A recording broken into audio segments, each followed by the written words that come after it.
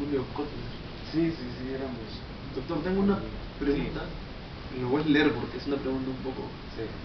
Es referido a lo que dijo usted anteriormente, ¿no? He sabido que usted fue colega de Miguel Guzmán. De vista ello, mucha gente malinterpretada trata de asustar a los estudiantes y egresados para que no seamos arqueólogos sociales. ¿Qué diría usted al respecto y cuáles son las discrepancias con este señor? O sea, me refiero con el señor Miguel Guzmán. Es decir, ¿cuál es su deslinde con esos grupos que llevaron a cabo metodologías equivocadas conforme a nuestro punto de vista? Primero, que ahí está mal aplicado el concepto de metodología, porque metodología es una cosa, los procedimientos son otros, ¿no? Pero sí, nosotros tuvimos una gran amistad con Ismael, que de arqueología no sabía nada, no entendía nada, estaba totalmente al margen de eso. Y durante mi estancia en la Universidad de Huamanga tuve oportunidad de estar muy cerca de él en discusiones, en conversaciones, en debates.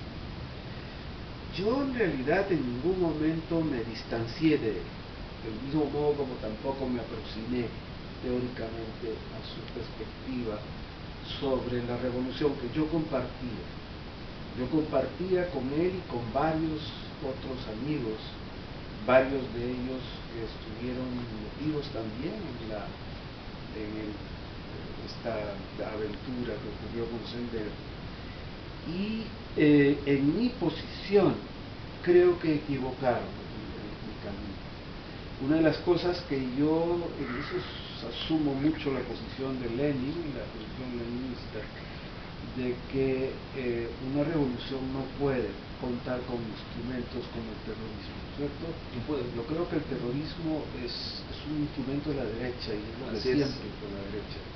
Y creo que esto fue un camino errado. Ahora, lo que dicen que hicieron los senderistas es una cosa bastante creada, inventada, fraguada. No es así. Cosas simples. Yo no lo creo porque más o menos conozco a muchos de los que estuvieron metidos en ese cuento. Dicen que ellos eran capaces de paralizar la electricidad de todo el país en un minuto, como era.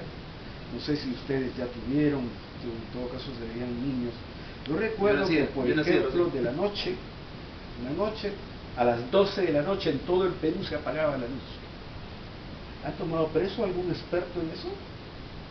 Hasta el momento no. Vamos a pensar, hay alguien entre los que han tomado presos, entre los que han muerto, que haya sido capaz de tener esta capacidad técnica, que es fundamentalmente técnica, y de dominio y manejo de los equipos y aparatos donde eso se puede hacer.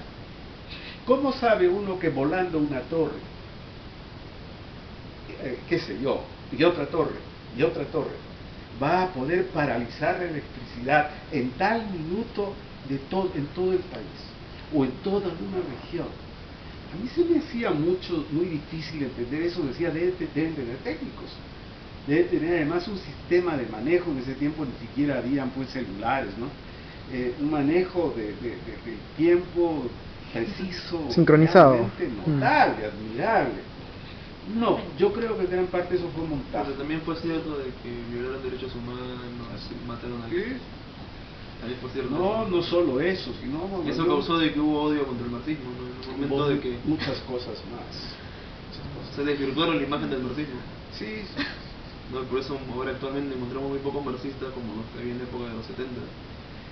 Claro. O sea, como que se lanzaron al río, pero haciéndose sangre. Se supone que si me das un río con pirañas, no voy a sacar sangre. No solo es eso. Pero hicieron sangre para hacer. Cometieron muchos graves errores que han hecho que ahora el proceso revolucionario que en ese tiempo se pretendía, se regresionó pues de una manera bárbara, a tal punto que ahora cualquiera que quiere plantearse una posibilidad revolucionaria tiene que pensarlo 10 veces porque va a tener a todo el mundo en contra. O sea, lo que se pensaba que debía llevar hacia un cambio positivo de la gente se volvió en contra. O sea, eso es definitivamente así. No. Y desde luego mi deslinde con la posición de Ismael se produjo sin ninguna cosa, porque no tenía ningún compromiso ni nada con él, simplemente un alejamiento y progresivamente ver cómo estaban ocurriendo las cosas que ocurrían, ¿no? Pero desde luego en mi formación personal no ha habido desde ese lado una influencia que yo reconozca, ¿no? En todo caso, si hubo algo, pudo haber habido influencia por los dos lados, pero no me siento una, ¿cómo se llamaría? Un senderista, ¿no? Yo tengo otra pregunta, doctor. Sí. Ayacucho es una tierra hermosa, con mucha historia. Huari, la liberación del Perú, de España, así como tierra de mucho dolor debido a las víctimas de las violaciones a los derechos humanos llevados a cabo por el senderismo, el fujimorismo, el aprismo y durante el segundo gobierno de Belaúnde, porque eso comienza en 1982. ¿Qué significa Ayacucho para usted? ¿Cuál es el mejor recuerdo sobre Ayacucho y el peor recuerdo? Mire, yo nací en Ayacucho. Soy ayacuchano. Sí, lo sé. Y viví en Ayacucho hasta más o menos los 7 años, 7, 8 años, y ahí me vine acá con mi familia, y aquí hice toda mi primaria. Estuve sin embargo 1 o 2 años en Ayacucho cuando hubo el golpe de Odría. Tuvimos que volver a Ayacucho, un poco como refugiados. Mi padre era político, de derecha, pero era político. ¿De qué partido? ¿Puedes saber? Él estuvo ligado a algo parecido a lo que sería el social cristianismo. PPC. Él decía que eso no había que ese No había PPC, algo parecido a lo que era eso. Era de los que se llaman independientes, pues, o sea que no son de derecha pero guardan su centro, ¿no? Ahora le llaman no existe neutro, pero no existe neutro ni centro. ¿Ah? No existe en la práctica neutro ni centro. Se llaman así, pero se llamaban independientes, pero estaban por el lado de uno, por el lado del otro. No fue un izquierdista ni fue para nada en absoluto. Tenía mucha sensibilidad social, pero una sensibilidad social pues similar a la que tienen los católicos, ¿no? Caridad y ese tipo de cosas. Era un tipo respetable, sin duda. Pero cuando cayó Odría, cuando cayó Bustamante, él estaba en ese congreso, era congresista, tuvimos que volver a Ayacucho y estuvimos dos años. Esos 2 años estuve yo allá estudiando en Ayacucho. Y el resto, la secundaria la hice acá en Lima y la gran parte la tuve independiente. Mis mejores recuerdos. Mire, yo aprendí el Perú allá. Para mí fue aprender el Perú. Recuerdos coinciden mucho con los recuerdos de José María Arguedas, con quien teníamos desde luego largas conversaciones de este tipo de recuerdos, ¿cierto? Recordar las cosas, ¿cierto? Lo que le había ocurrido a él, lo que le había ocurrido a mí, lo que yo había visto, lo que él había visto. Y eran pues grandes coincidencias, ¿no? Entonces yo aprendí a ver el Perú allí. Cuando era niño a mí me crearon una imagen muy especial. En el Perú somos dos mundos distintos. El mundo nuestro, de los que hablan bien el castellano, etcétera, y el otro mundo, que es el de los indios, que son ellos, aparte, otros, ¿cierto? Que tienen el quechua como lengua, que no leen ni escriben, en fin, ignorantes, por lo tanto. Entonces, esta era la separación que yo conocí y la vi de nuevo. Y la vi directamente porque vengo de una familia de hacendados, entonces era fácil distinguir.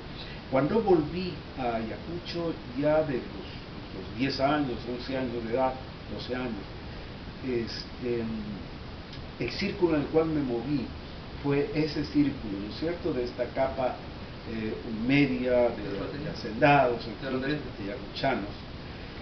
Pero yo tenía ya otro tipo de sensibilidad, entonces ya como que decía, estas cosas no son justas, ¿no es cierto?, esto no está bien, esto Luego ya, a medida que fui siendo mayor, y luego que volví a Ayacucho cuando gané la cátedra en la universidad en el año 60, entonces ya terminaba mi carrera, volví pero ya a ver otras cosas. Y ahí aprendí todo, ahí entendí todo.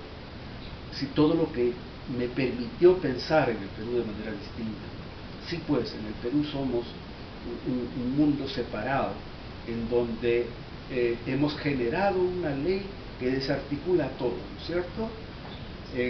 Durante la época de la colonia éramos dos mundos, ¿cierto? El mundo de los indios, que había una república de indios y una república de españoles, éramos dos, y si no nos mezclábamos y tal, no había supuesto de enfrentamientos diarios y cotidianos. Cuando se produjo la independencia, quisimos ser igualitarios y generamos un discurso totalmente falso, ¿cierto? Todos somos iguales en este país.